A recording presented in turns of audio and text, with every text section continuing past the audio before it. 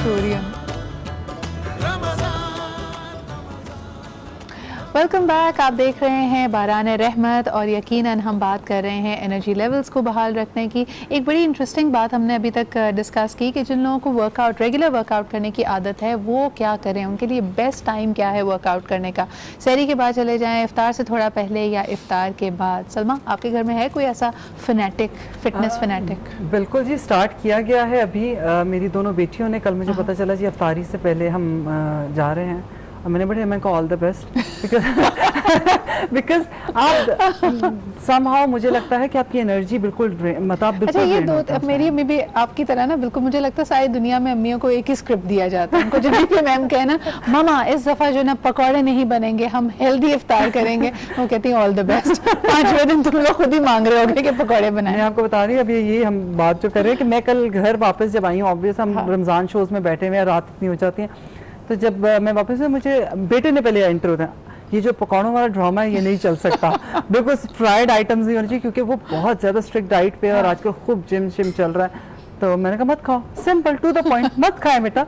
और फिर उसके बेटियां निकलती, ये हमने आज बहुत बड़ी गलती। मैंने कहा तो बेटा मत करें प्लीज, मैंने आपको फ्रूट चाट दे दिया है, मैंने आपको दूध दे दिया है। देखिए उस वक्त जो ना एहतजाज जो होता है वो पकौड़ों से नहीं होता, उस वक्त सिर्फ आप कह रहे थे देखें अब ये जो खाने पड़ रहे हैं ना ये मजबूरी में खाने पड़ रहे हैं, आप अपने दिल को दिलासा दे रहे थे, थोड़ा सा बहला दे। और हम पंजाबी हैं तो मजे की बात है, पकौड़े बन के पहले तो वो चटनी के साथ खाए जाएंगे जैसे नॉर्मली सारे लोग खाते हैं, उसके बाद पूछा जाएगा कोई बासी रोटी पड़ी हुई है, अच्छा आप जरा वो भी ले आए, चटनी भी ले आए, और फिर चटनी भी ले आए, अब इसमें दही भी डालते हैं और उसके बाद उसके साथ बकायदा पूरा खाना, और वो खाना उसी तरह पड़ा रहता है। और फिर थोड़ी देर बाद कहा जाता है मम्मी बहुत सख्त तबीयत खराब हो गई है रोजा रख के। अच्छा, आपको पता है आज हमने इसी हवाले से एक टॉपिक भी अपना जो बिग डिस्कशन रखा है वो यही है कि घर में एक पार्टी रमजान में वो होती है जो फरमाइशी पार्टी होती है, जो रोज कहती है कि जी आज ऐसा करें पकौड़े, बल्कि ऐसा करें बैंगन के पकौड़े बना लें, और दूसरी पार्टी वो होती है जिसको वो बैंगन के पकौड़े तलने होते हैं, जिन्होंने एक्चुअली बनाना होता है। और ये दोनों पार्टीज एक साथ मिलकर काम करना बिल्कुल नहीं चाहती, इनको लगता है इन्होंने अपने काम ऐसे ही डिवाइड किए हुए हैं। तो मर्द हजरात अमूमन वो फरमाइशी पार्टी में शामिल होते हैं, लेकिन क्या वजह है कि देखिए वो जो 15 घंटे का रोज़ा है वो सभी का रोज़ा है, तो यकीनन उसमें कुछ हाथ बटा लें तो कोई इसमें मुजायका नहीं, कोई मुमानियत भी नहीं है। इस बारे में हम बात करेंगे। आयशा, आपने कभी कोई असिस्टेंट इस तरह का रखा है, कोई मेल असिस्टेंट? नहीं, आप पूरा काम खुद ही, आप जैसी खवातीन ने बिगाड़ा आदमियों को, आप जो सारा काम खुद कर लेते हैं। लेकिन बताएं अभी क्या कर रही हैं, क्या स्टेप्स हो रहे हैं इसमें? अब सारे फ्रूट्स हमने जो कस्टर्ड तैयार किया था उसमें हमने क्रीम शामिल की है, आधा पैकेट। फिर उसके बाद हमने जितने भी फ्रूट्स थे ठंडे होने का इंतजार किया, गरम गरम शामिल नहीं किए, और जितने भी फ्रूट्स थे वो डाल दिए, थोड़े से बचा लिए क्योंकि ये अंदर पूरे मिक्स हो गए। फिर थोड़े से हम इसके ऊपर गार्निशिंग के लिए रख लेंगे तो बहुत प्यारा सा खूबसूरत सा कलर भी आएगा और फिर अच्छे भी लगेंगे। बड़ी ये जो रेसिपी लग रही है ना, ये बच्चों के लिए अपीलिंग इसलिए भी क्योंकि बड़ी कलरफुल है जी। सारे फ्रूट्स इसमें मिक्स हो चुके हैं। इसके अलावा आज आयशा बना रही हैं कीवी एंड बनाना स्मूदी भी, तो कीवी के भी बड़े फवायद। Doctor Sana, kiwi is good again very good for weight loss, क्योंकि अगर आप देखें तो इसके अंदर बहुत कम अमाउंट में शुगर्स होती हैं, हाई फाइबर है, हाई विटामिन सी है, और अगर बनाना के साथ उसको कंबाइन करेंगे तो एक अच्छा बैलेंस कॉम्बिनेशन हो जाएगा। बस चीनी का इस्तेमाल करने की जरूरत नहीं। जब भी कभी स्मूदीज बनाएं, शेक्स बनाएं या इवन फ्रूट चाट बनाएं, उसमें एक्स्ट्रा शुगर्स ना डाला करें, बिकॉज चीनी जो अपनी मौजूद है अल्लाह मियां ने फ्रूट में दी है वो आपके लिए इनफ होती है। अच्छा, मुझे आखिर में क्योंकि बहुत कम मेरे पास टाइम रहेगी, ये जो 30 डे प्लानर है भाई, इसमें हम जैसे लोगों के लिए कुछ पकौड़े, दही बड़े, चटपटी चीजें हैं? इसमें ऑप्शंस हैं, लेकिन ये एक जनरल हेल्दी मेल फीमेल दोनों के लिए है। अगर आपको कोई डायबिटिक इशू है, कोई किडनी प्रॉब्लम है, तो प्लीज आप डाइटिशियन या डॉक्टर से कंसल्ट करके अपना पर्सनलाइज प्लान लीजिए। लेकिन ये इसका कॉन्सेप्ट यही है कि हमारा जो वजन बढ़ता है रमजानों में, जो कि नहीं बढ़ना चाहिए क्योंकि एक इंटरमिटेंट फास्टिंग का स्टेट होता है, इसमें आप इजीली वेट लॉस कर सकते हैं, उसको इंशाल्लाह ये प्लान अगर आप फॉलो करते हैं तो आपको हेल्प करेगा। अच्छा, एक सवाल मैं आपसे क्विकली करना चाहती थी, लेकिन कॉलर है, उनसे बात कर लेते हैं पहले। हेलो जी, अस्सलाम वालेकुम। वालेकुम अस्सलाम जी, कौन साहब कहाँ से बात कर रही हैं? राबिया आपसे बात कर रही हूँ, कराची से। जी राबिया जी, कहिए, आपकी आवाज हमें आ रही है। रमजान मुबारक आपको। आपको भी बहुत बहुत रमजान मुबारक। तमाम उम्मत मुसलमान को रमजान की बहुत बहुत मुबारकबाद। आपसे ये पूछना था कि रमजान में जिस तरह बहुत सारे वर्किंग लेडीज भी होती हैं, उन्हीं में मैं भी शामिल हूँ, तो सहरी में ऐसा क्या खाया जाए कि प्याज की शिद्दत कम लगे? अच्छा, बिल्कुल सही राबिया। कल के रोजे में प्यास लगी थी बहुत ज्यादा? जी, कल के रोजे में, पहले रोजे में प्यास लगी थी बहुत ज्यादा? नहीं, कल तो नहीं लगी। हाँ। वैसे ऐसा होता है कि अक्सर कभी मुझे प्यास फीका होता है, इतना भूख का तो इशू नहीं होता। ठीक है, बहुत बहुत शुक्रिया कॉल करने का। अभी हम समय, ये अक्सर लोगों की कंप्लेन है, उनको लगता है कि प्यास ही ज्यादा लगती है, भूख हम बर्दाश्त कर लेते हैं। बिल्कुल, एक तो ये है कि बहुत ज्यादा मत खाएं सुबह सहरी के वक्त, और मतलब लाइट खाना लीजिए, लाइट खुराक जैसे दलिया इन्होंने कहा जरूर लीजिए। अगर आप रोटी पराठा नहीं ले, रोटी ले लीजिए, अंदर घी लगा लीजिए, उसके बाद वो प्यास लगाता है बाद में। दूसरी चीज़ ये कि हम बहुत लस्सी की तरफ जा रहे हैं ना, आप नोटिस करेंगे लस्सी के बाद भी प्यास लगती है। हाँ। अगर आप दही के अंदर चीनी डाल लें और उसमें हल्की सी पीस कर छोटी इलायची का पाउडर मिक्स कर लें, और चाय पीने के बाद लास्ट चम्मच आप थोड़ी देर बाद, चाय अर्ली पिए रोज़ा बंद होने से पहले थोड़ी देर पहले आप वो 1 चम्मच ले लेते हैं, 1 से 2 चम्मच लें, तो और उसके बाद आप हल्का सा पानी पीने ताकि आपका मुंह साफ हो जाए। लेकिन यह कि उसके बाद आपको वाकयातन प्यास नहीं है। ये कार्डमम या इलायची वाकई आपकी प्यास को कंट्रोल करने में, तो चीनी के अंदर आप मिक्स करके इलायची का पाउडर डाल लीजिए और उसके साथ आप रोटी खाइए, उसके साथ आप रोजा रखिए, आखिरी जो चीज़ है वो खाइए, आपको वाकयातन प्यास। एक तो ये कि सहरी पे ना बहुत ज्यादा स्पाइसी फूड्स ना खाएं। जो लोग अक्सर आप देखें, आई एम सॉरी टू से, बाहर रेस्टोरेंट जाते हैं और बुफे में फिश खाई जा रही होती है, सहरी पे निहारी का इस्तेमाल तो ये सब ना करें, लाइट और गरम मसाले ज़्यादा ना लें, तो जितना हल्का रहेंगे, जैसे सलमा ने बताया कि इलायची और दही रियली हेल्प करता है। अच्छा सर, मैं पूछना चाहती थी कि अब हमारे पास बहुत सारी ऐसी ऐप्स हैं जो हमारे पास कैलोरी काउंटर्स हैं, यानी जो कुछ हमारे प्लेट में होता है, फिर एंटर द कैलोरी, उसकी ग्रामेज डाल दो तो आपको पता चल जाता है। एक एवरेज अगर आइडिया दें, वर्किंग पर्सन्स, एडल्ट, वुमेन और मैन, इनको सहरी में और इफ्तार में कितनी कैलोरीज कंज्यूम करनी चाहिए? एक अडल्ट खातून जो वर्किंग है 300 to 400 कैलोरीज तक लेनी चाहिए, और मर्द हज़रात क्या 50 to 60 कैलोरी ज़्यादा कर लें, और ठीक है। तो ये तो लाजमी 400 साढ़े 400 कैलोरीज का आपकी सहरी हो, तभी आप कहीं जाके पूरे सस्टेन करेंगे। दूसरी बात ये कि आप फिर वही बात है कि एक्सेसिव फिजिकल एक्टिविटी से गुरेज करें, खास तौर से जब रोजे के टाइम करीब आने लगे तब कोशिश करें, अगर आप वर्कआउट करना चाह रहे हैं तो brisk walking is the best workout before iftar. Brilliant, brilliant. और जिस तरह हम कहते हैं, एक तो आप लोगों की यहाँ आमद का बहुत बहुत शुक्रिया, आपने इतनी मुफीद टिप्स दी, और आज ये खुसूसी ट्रांसमिशन के बारे में हम ये कहेंगे कि ये किसी ने भी इसमें अगर कंट्रीब्यूट किए, इसका भी ऑलमोस्ट दर्जा इबादत जैसा ही है, क्योंकि हम कोशिश यही है कि अच्छी मुफीद बातें, इन्फॉर्मेशन आप तक पहुँचे। और जिस तरह हम बाकी इबादत की बात करें तो उसमें सबसे जो अव्वल दर्जा होता है वो दुरूद पाक का होता है। अलमास, दुरूद पाक के साथ अगर हम एक ब्रेक की तरफ बढ़ें और उसके बाद we'll come back and we'll have more in the show, लेकिन हमारे साथ रहिए। और अलमास, आपसे गुजारिश है दुरूद पाक के लिए।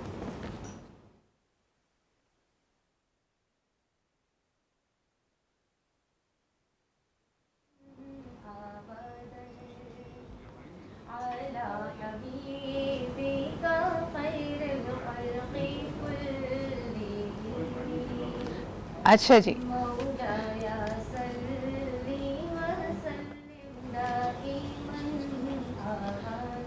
जी जनाब, अभी बढ़ते हैं एक ब्रेक की तरफ। ब्रेक के बाद वापस आएंगे और दुरूद पाक के साथ ही अपनी ट्रांसमिशन को रिज्यूम करेंगे। हमारे साथ रहिए।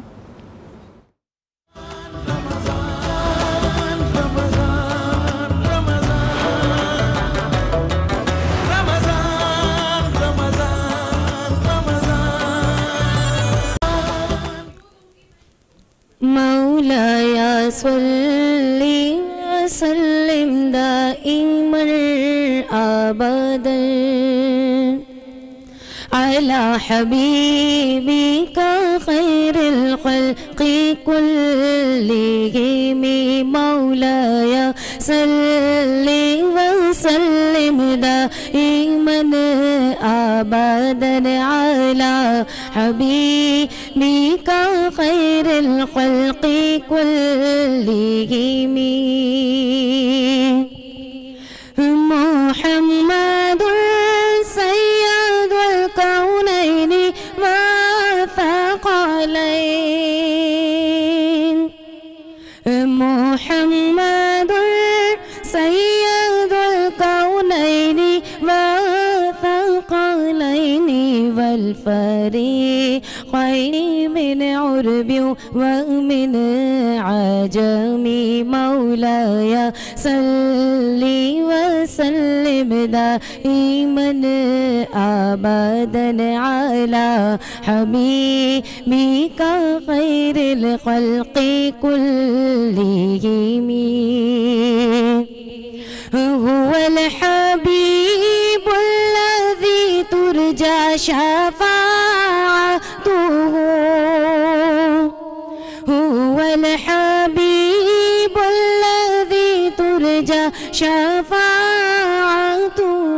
लिकुल्ली हौलिम मिनल अहवाली मुक़तहिमी मौलाया सल्ली व सल्लिम दाइमन अबदन अला हबीबिका खैरुल खल्क़ि कुल्लिहिम। सुभान अल्लाह। और कसीदा बुर्दा शरीफ के साथ इस ट्रांसमिशन में आपकी वापसी। आप देख रहे हैं बारान रहमत। और यकीनन जिस तरह के हम कहते हैं कि हुजूर अकरम सल्लल्लाहु अलैहि वसल्लम की निस्बत से हमें ये तमाम तहाइफ मिले जिसमें रमज़ान मुबारक का भी तोहफ़ा है, इसकी रहमतें, इसकी बरकतों को समेटने का अल्लाह ताला हमें इस काबिल बनाए कि हम इसकी रहमतों को समेट सकें। खुसूसन इस प्रोग्राम में हमारी कोशिश होती है कि ऐसी ही मुफीद बातें, रमज़ान से जुड़ी हुई कुछ रिवायतें और ख़ास तौर पर अगर आपके जहन में भी कोई सवाल है उसको हम आंसर करें। अब हमारे साथ इस्लामिक स्कॉलर्स और उलमाए दीन मौजूद होंगे। आप हमें कॉल कर सकते हैं। एक टॉपिक भी हम लेके चलेंगे एज अ बिग डिस्कशन, जो कि हमेशा से हमारी ख्वाहिश होती है कि आप उसमें इन्वॉल्व हों, कुछ अपनी बात भी करें, अपने दिल की बात भी करें। आज का टॉपिक बहुत इंटरेस्टिंग है। हम ये बात कर रहे हैं कि जब हम कहते हैं कि रमज़ान मुबारक में सबने रोज़ा रखा हुआ है, सबकी एनर्जी डाउन होती है, लेकिन खातून खाना, ख़वातीन के लिए ऐसा लगता है कि बोझ थोड़ा ज़्यादा बढ़ जाता है। यानी जो आम उनके काम हैं उसके अलावा उन्होंने सहरी की भी तैयारी करानी है, अफ्तारी की भी तैयारी करानी है और उनका भी रोज़ा है। क्या वजह है कि अभी तक हम देखते हैं कि मर्द हजरात उस तरह काम में पेश नहीं होते। वो ऑफिस से आते हैं, उसके बाद आराम करते हैं, फिर इफ्तार की मेज़ पे साथ आ जाते हैं, लेकिन फरमाइशी प्रोग्राम बड़ा लंबा चौड़ा होता है। उनकी फरमाइश होती है जी आज इफ्तार में ये बनना चाहिए, डिनर में ये बनना चाहिए। तो क्या ख़वातीन इस बात को माइंड करती हैं? क्यों नहीं हम ये तब्दीली अपने घरों में लेके आ रहे? इस हवाले से हमने लोगों से भी बात की। वॉक्स पॉप्स भी हैं हमारे पास जो आम रोज़मर्रा की ज़िंदगी में इस इशू को डील करते हैं। तो आइए देखते हैं लोगों के क्या तासुरात हैं।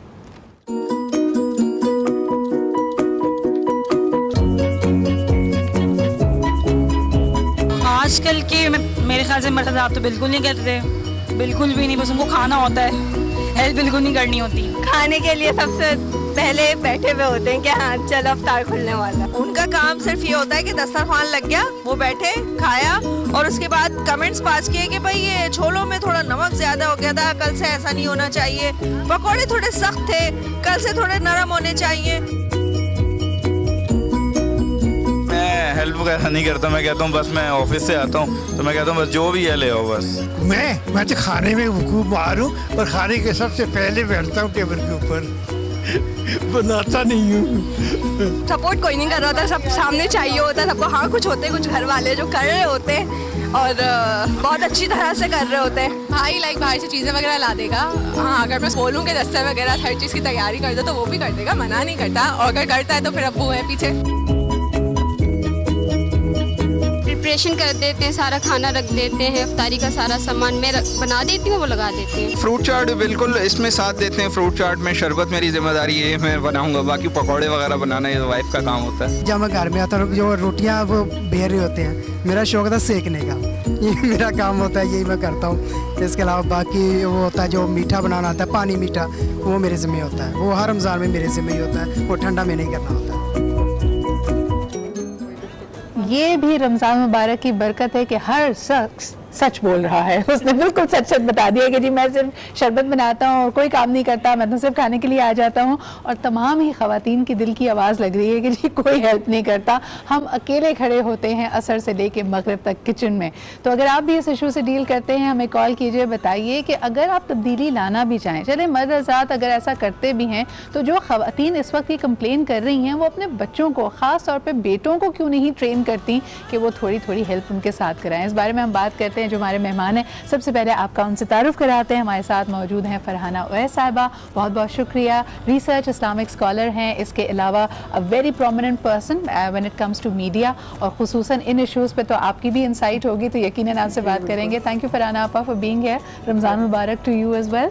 आप ही के साथ तशरीफ़ रखती हैं हुमैरा आफान, माहिर नफ्सियात हैं और इसमें क्या नफ्सा नफ्सी का आलम होता है किचन में और पकौड़ों पे, इस पर हम बात करेंगे। Thank you Humaira for being here. और आप ही के साथ तशरीफ़ रखते हैं जनाब अल्लामा आगा नादिर रिजवी साहब। बहुत बहुत शुक्रिया अल्लामा साहब for being here with us.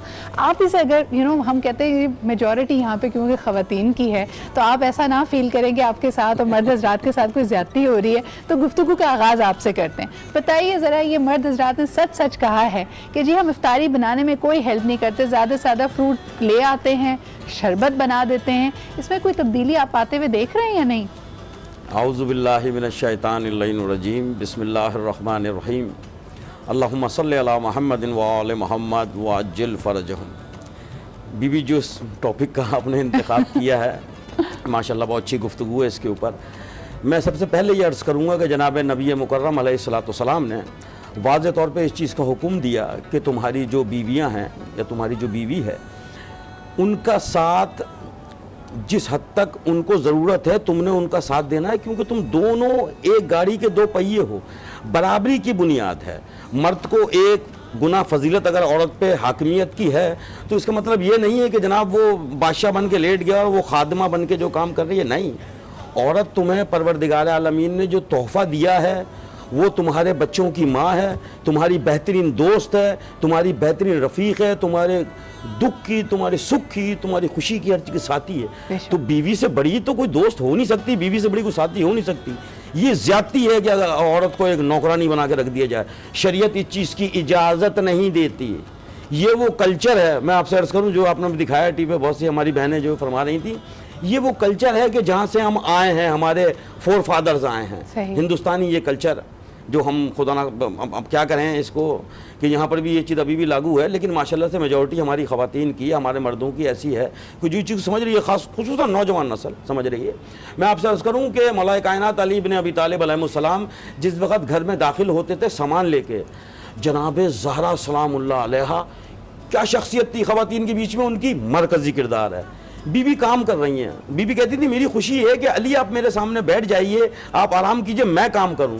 Ali कहते थे नहीं ज़हरा, जहां तक तुम्हारा साथ मैं दे सकता हूं उमूर खानादारी में मैं आपका साथ दूंगा, और देते थे। सबसे बड़ी बदकिस्मती बेटा हमारे बीच में ये है कि हम तालीमात मोहम्मद और आले मोहम्मद से दूर हो गए। हमने उनकी ज़िंदगी, उनकी सीरत को जो हमारे सामने रखनी चाहिए थी, हमने वो नहीं रखी। हमने जनाब वो जागीरदाराना और सरमायादाराना, और जिसे कहते हैं कि मर्द नहीं हो गया, एक हैबत हो गया, घर के अंदर दाखिल हो गए तो बच्चे और बीवी जो है कांप गए। अरे मर्द से बेहतरीन तो बच्चों का कोई दोस्त नहीं है, बीवी का दोस्त नहीं है, साथी नहीं है, गमगुजार नहीं है। अच्छा, ये रोब और दबदबा, अगर आप ही की बात को आगे लेके जाऊँ हुमैरा, ये हमारा कल्चरल आप समझती हैं कि ये पेट्रियार्कल एक सिस्टम है? क्योंकि देखें, अगर मर्द हजरात काम में बेशक ना भी कर रहे हैं, उनको हेड टेबल फिर भी दी जाती है। अगर खुसूसन अब इफ्तार का ही यहाँ पे जिक्र अगर कर रहे हैं, और बेहतरीन लायंस शेयर पहले उनका, पहले वो खाएंगे, फिर जो बच जाएगा वो रियाया खाएगी, वो हमारे यहाँ एक एटीट्यूड है। ये हमारा कल्चर है, पेट्रियार्कल सिस्टम है, कहाँ से इसकी रिवायत आई है? कल्चरल डेफिनेटली है, और बहुत फैमिली ओरिएंटेड भी है। कभी कभार अगर बेटा ये काम ना करना चाहे कि पेट्रियार्कल बने और बोले कि नहीं मुझे हेड ऑफ द टेबल और शेर नहीं बनना, उसके ऊपर थोड़ा सा फैमिली प्रेशर, जब जॉइंट फैमिली सिस्टम होता है, आ जाता है कि नहीं तुम मर्द हो घर के, तुम्हें ये करना है, तुम ये काम कैसे कर सकते हो। इसके पीछे काफ़ी ब्रेन वॉशिंग भी चल रही होती है कि तुम ऑफिस से थके हुए आए हो और अब किचन में लगे हुए हो। सो कभी कभार अगर उनका दिल चाहे भी करने को, जो सराउंडिंग्स उनकी हों, चाहे वो दोस्त हों, चाहे फैमिली मेम्बर्स हो, वो एक ऐसा इंप्रेशन डाल देते हैं कि नहीं तुम्हारा काम खाली ऑफिस तक ही है, तुम्हारा डिपार्टमेंट ऑफिस तक ही है, घर तक का डिपार्टमेंट फिर वो बीवी का बन जाता है। अच्छा, यकीनन यहाँ पे थोड़ा सा मैं मुख्तात होके, क्योंकि जब भी हम कन्फ्रंट करते हैं ना, अगर आपकी कोई कल्चरल वैल्यूज़ हैं, आपकी तहजीब का हिस्सा है, आप उस पर एक जारहाना अटैक कर देंगे, नहीं जी ये गलत है, that is not what we are attempting to do. तहजीब, तमीज़ और दूसरे की एक एहतराम करना, वो यकीनन होना चाहिए कि घर में अगर बुज़ुर्ग हैं, वालिद साहब हैं, उनका एहतराम लाजिम है। लेकिन बात यहाँ पे ये हो रही है, जैसे आपने मिसाल यहाँ पे दी कि अगर कोई बेटा काम भी करना चाहे तो माँ तो लाड में कह रही होती है कि तुम थके हुए आए हो, यही लाड वो शायद अपनी बेटी के साथ भी करती है। लेकिन स्लोली एंड ग्रेजुअली कहीं पे ये फर्क आता है कि वो मर्द ये समझ लेता है ये काम मेरा है ही नहीं, यानी this is not what I am supposed to do. Farhana aapa, ये जो हम कंफ्यूजन क्रिएट करते हैं उसको कैसे दूर कर सकते हैं? बिस्मिल्लाहिर्रहमानिर्रहीम। सबसे पहले आपको और तमाम देखने वालों को रमज़ान अल मुबारक, बहुत बहुत मुबारक। और आपका सेट भी बड़ा खूबसूरत लग रहा है माशाल्लाह, बड़ा अच्छा लगा एंटर होके। अच्छा, टॉपिक भी बड़ा अच्छा है, लेकिन मैं एक चीज़ नोट करती हूँ कि हम लोग सालों से इन टॉपिक्स पे बात भी कर रहे हैं, और हम ये बताते भी हैं कि देखें दीन में इस चीज़ की इजाज़त है, इसकी नहीं है, और अल्लाह ने क्या बताया, हमारे आका मोहम्मद सल्लल्लाहु अलैहि वसल्लम ने किस तरह से उसको करके दिखा दिया, लेकिन बहुत मामूली सा फ़र्क पड़ता है, कुछ ज़्यादा सीरियस नहीं लेता कोई इस बात को, क्योंकि कुछ ख़ानदानी निज़ाम इस तरह का बन गया, जैसे अल्लामा साहब ने कहा कि एक रोब और दबदबे की कैफियत सिर्फ ज़ाहिर करने के लिए मर्दों को आगे कर दिया जाता है। हालांकि मर्द का रुतबा या उसका मकाम जो है, तो आका सल्लल्लाहु अलैहि वसल्लम का इरशाद पाक ये है कि मर्द वो है कि अगर वो बादशाह भी हैं, लेकिन जब घर में दाखिल हो तो वो एक आम शौहर और एक आम बाप की हैसियत से दाखिल हो। यानी जब वो घर में दाखिल हो तो उसको देख के खुशी का एहसास हो, सब उससे प्यार मोहब्बत करें, वो अपनी बादशाहत, अपनी अफसरी और जो भी उसका रुतबा है बाहर की दुनिया में, उसको बाहर छोड़ कर आए। यानी घर में वो एक आम सा शौहर जैसे होता है, प्यार करने वाला, बीवी से ख्याल करने वाला, बच्चों को अपने साथ लिपटाने वाला, इस तरह का होना चाहिए। क्योंकि हम अपने आका की ज़िंदगी देखें, हम खुलफाए राशिदीन की ज़िंदगी देखें, हज़रत उमर फारूक के बहुत सारे ऐसे वाक़यात हैं जब आप घर में तशरीफ़ लाते तो बच्चे उनके ऊपर बाकायदा कूद रहे होते थे। और एक दफ़ा तो एक सहाबी जब तशरीफ़ लाए तो उन्होंने कहा कि उस वक्त वो खलीफा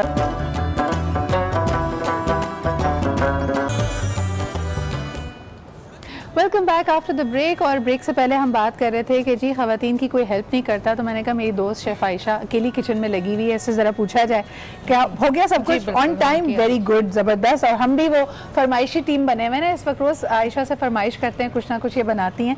क्या बनाया है आज?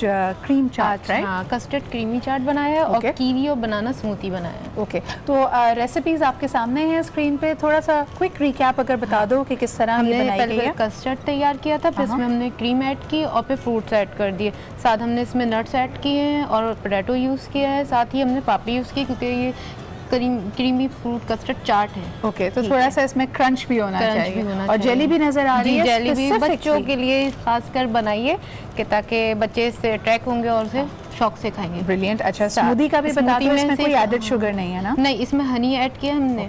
हाँ, बनाना किए थे हमने 2 और साथ कीवी किए थे और ना मिल्क डाला है और साथ ही हमने इसमें ना थोड़ा सा एसेंस भी डाला है आइसक्रीम सोडा, ताकि थोड़ी सी खुशबू भी आए क्योंकि ग्रीन कलर है थोड़ा।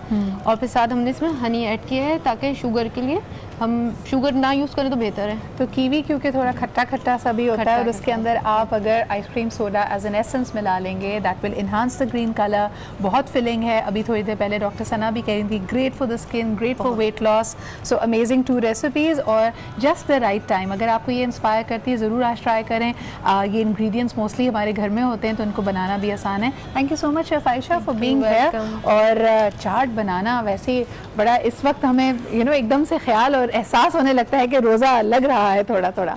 प्राणा पर ये जो भी हम बात कर रहे थे कि बहुत सारे मर्द हज़रात हेल्प भी करना चाहते हैं लेकिन हम खुद ही उनको भगा देते हैं, वहाँ से उनको डीमोटिवेट कर देते हैं। इसके लिए आप क्या कहेंगे? देखिए, एक रीज़न तो मैंने ये बताई कि असल जो रीज़न होती है कि ज़्यादातर मर्द जो है ना वो अपने किचन के कामों में बहुत ऑर्गेनाइज नहीं होते। हाँ। क्योंकि रूटीन में नहीं कर रहे होते तो उनको इतना मालूम नहीं होता। अक्सर ये होता है कि कोई एक काम करने खड़े होते हैं तो 4 बेकार की चीज़ें जो है ना निकाल के बाहर रख देते हैं। अब खवातीन को उसे समेटने में टाइम इतना लग जाता है तो उनको फील होता है कि टाइम बर्बाद हो रहा है, तो कहते हैं कि जितनी देर में हम ये समेटेंगे अच्छा है कि हम असल काम कर लें, इसलिए आप बाहर रहें।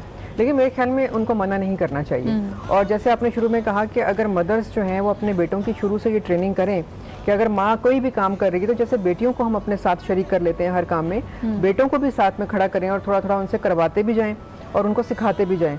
तो जब यकीनन वो बड़े होंगे तो उन चीज़ों में की तो उन्हें आदत होगी, फिर उन्हें अच्छे तरीके से करने का भी अंदाज़ा होगा, वो काम को ज़्यादा ऑर्गेनाइज वे में भी कर सकेंगे। ये तमाम चीज़ें जो ये ट्रेनिंग होती है एक तरह से। एकदम से कोई आके खड़ा हो जाए तो वो ठीक है, उसकी मोहब्बत है, उसका लिहाज है कि वो ख्याल कर रहा है, लेकिन असल में अगर ये माओं की जिम्मेदारी है कि वो बेटों को मना ना करें, उनकी तरबियत करें, उनको सिखाएं, बताएं, ताकि जब वो बड़े हों तो अपनी बीवियों के लिए, मतलब बेशक माओं के लिए ना करें, बीवियों के लिए तो अच्छे शौहर साबित हो जाए। अच्छा, बड़े लोग कहते हैं अगर आप इंटरनेशनली देखें तो जहाँ बहुत सारी खुसूसियात देखी जाती हैं लड़कों में या मर्दों में जो उनको बहुत ज़्यादा अट्रैक्टिव बनाएं या लोग कहें कि यार ये बड़े एलिजिबल हैं, इस वजह से उसमें शामिल किया जाता है if a man knows how to cook. लेकिन हमारी सोसाइटी में इसको हम इतनी वेटेज नहीं देते, क्या वजह है मेरा? आई थिंक हम ज़्यादा अपनी सोसाइटी में स्पेसिफिक नहीं होते फ्रॉम व्हाट वी वांट। हम बहुत ऊपर से जनरल चीज़ें देखते हैं एंड कि हमें इस डिग्री का चाहिए है या ये क्वालिटी चाहिए है। ज़्यादा स्पेसिफिक जो रिक्वायरमेंट हो हम उस पर नहीं जाते। अभी आपने जैसे किचन की भी बात की, I know for a fact because a lot of people जब वो आते हैं, जैसे अभी मैं आपको ब्रेक में भी बता रही थी कि अगर हम कुछ उनको इंस्ट्रक्शन से कि आप ये काम कर लें, आदमियों का दिमाग सारा डिफरेंटली चलता है, वो स्पेसिफिक डिटेल्स में ज़्यादा जाते हैं। अगर आपको कुछ काम भी उनसे कराना है, आप उनको बता दें कि आपने ये लाल वाली चीज़ वहाँ रखनी है, 4 बजे इतना करना है, that's better for them. For हमारी तरफ से जो इंस्ट्रक्शन जारी होती है वो कि आप मेरी हेल्प नहीं करते। अगर हम वही हेल्प उनको स्पेसिफिकली बता दें कि किन एरियाज़ में हमें हेल्प चाहिए और किस चीज़ में हेल्प चाहिए, उनके लिए आसान हो जाता है समझना। फॉर एग्जाम्पल उनके लिए आसान है गाड़ी जाकर ड्राइव करके बाहर से कुछ लेकर आना। अच्छा, ये बड़ा अच्छा एक डिवीजन का पॉइंट लोग रखते हैं। अगर आप कहें ना किसी को कि आज आप इफ्तार करा दें, तो उनकी फिर ख्वाहिश होती है वो बाहर से चीज़ें ला के दे देंगे, या फिर मदद। अब वही डिवाइड खुद टास्क ऐसे किए हुए हैं, कहते चाट आपने बनानी थी, फ्रूट में लेके तो आया हूँ, तो मैंने वो उसको इंग्रेडिएंट्स अगर प्रोवाइड कर दिए तो ये मेरा हिस्सा हो गया है।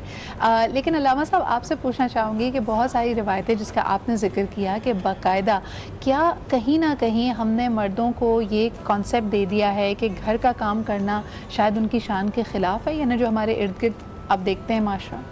देखिए, मैं आपसे अर्ज़ करूं कि ये हमारा कल्चर और हमारी शरह, इन दोनों चीज़ों को अलग कर दिया गया है। आपकी शरीयत में ऐसी कोई पाबंदी नहीं है कि जनाब मर्द जो है घर में हाथ अगर किसी काम को लगाएगा तो खुदा ना खास्ता उसकी बेइज्जती हो जाएगी, या वो जो है बीवी के सामने या अपने घर वालों के सामने शर्मिंदा होगा। नहीं, मैं आपसे एक छोटा सा नुक्ता अर्ज़ करता हूँ, शायद मेरी बहनें इस चीज़ को देख सुन के और खुश भी हो जाएँ। फ़िक़्ह और शरह कहती है कि औरत जिस वक़्त तुम्हारे घर में आई, ना तुम्हें खाना पका के देने की उसकी ज़िम्मेदारी है, ना तुम्हारा कपड़ा धो के देने की उसकी ज़िम्मेदारी है, ना तुम्हारे बच्चों को जो मदर फीड करा रही है वो अगर कराती है तो मर्द के लिए ये है साहिब हैसियत है तो वो उसकी उजरत दे, औरत को उसकी जगह पे खाना दे, लिबास दे, छत दे, तहफ़्फ़ुज़ दे, ये सारी जिम्मेदारियाँ मर्द की हैं। शरह तो ये कह रही है। अच्छा, फिर हम माशरे में अपने आए तो हमने देखा कि औरत तो अपने आप को मलका बनाती है, बड़ी खूबसूरत चीज़ बनाई है परवरदिगार ने औरत। मैं इस पर जुमला कहूँ, मेरी बहन इस चीज़ को जो है वो तायद करेंगे मेरी, कि फ़ब अय्ये अला है रब्बिकुमा तुकज़्ज़बान। जहाँ ये जुमला कुरान मजीद में आ रहा है, तुम मेरी किन किन नेमतों को झुटलाओगे, तो उनमें से एक नेमत औरत को करार दिया परवरदिगार ने।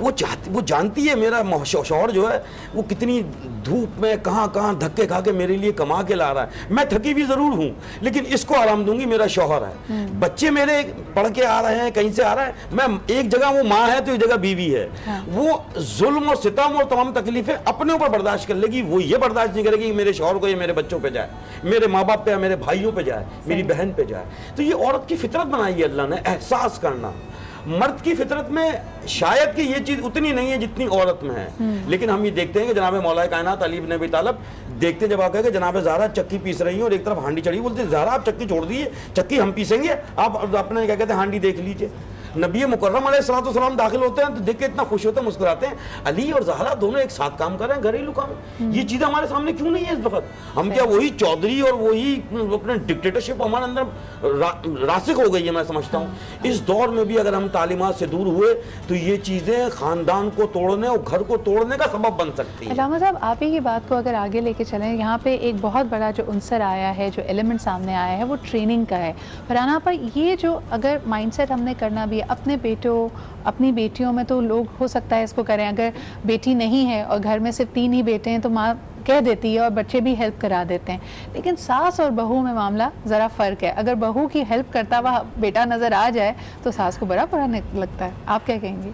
अगेन हुई तरबियत की बात है और दीन से दूरी। हाँ। या तो तरबियत आप बहुत अच्छी करें और दीन के मुताबिक करें तो ये चीज़ें आपको कभी बुरी नहीं लगेंगी।